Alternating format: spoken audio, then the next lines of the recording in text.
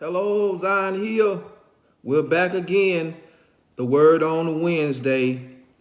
But before I say anything on our word on Wednesday, how grateful we ought to be, regardless of what life is serving to us, we ought to be grateful to receive this precious gift called life. Remember, it's a gift. We have not done anything to merit it. We're not even worthy to receive it. But God graciously gives it to us out of his love and his mercy. So what do you do when evil is thrust upon you, or when evil is all around you, such as the days of our lives? The Bible tells us today that we can rest our minds in the assurance that the circumstances which God allows, that we can react to them in faith. We can react to them in trust. We can react to them in courage, knowing that there can never, ever be anything that can defeat the ultimate purpose of God. Now, if you've been following me these last several Wednesdays, I've shared with you several biblical wills of God.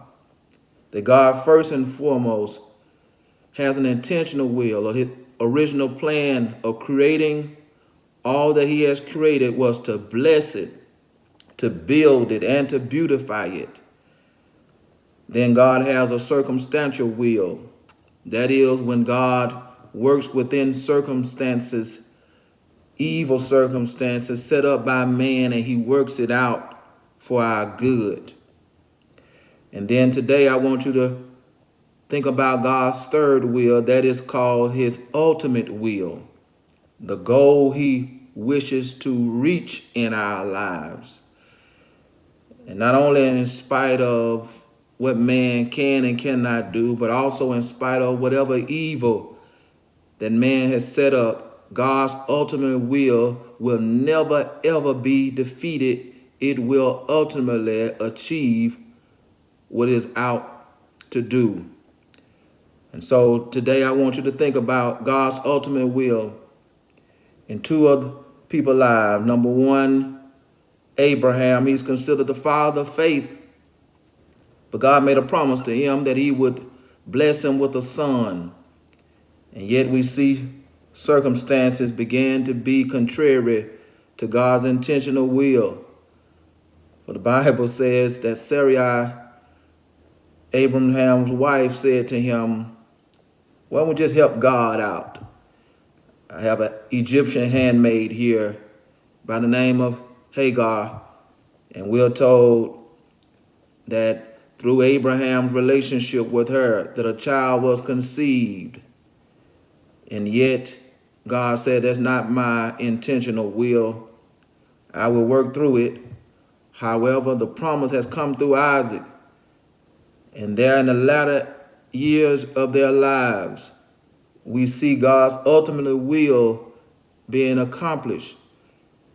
And she found out that there's nothing that can defeat God's ultimate will. Because the Bible says in Genesis chapter 18, verse 14, is there anything too hard for God? And then I also think about Job. For Satan required of him and wanted to destroy and pluck everything and take away everything that God has blessed him with. And we're told that Job found out that God really does ultimately wants to bless our lives and not destroy it. For Job wrote about God's ultimate will in Job chapter 42, verses 2 and 3. And I want to read them to you today. And it reads, I know that thou canst do everything, and that no thought can be withholden from thee. Who is he that hideth counsel without knowledge?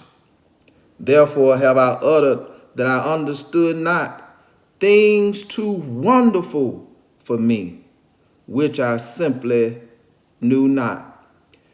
Because God has an ultimate will.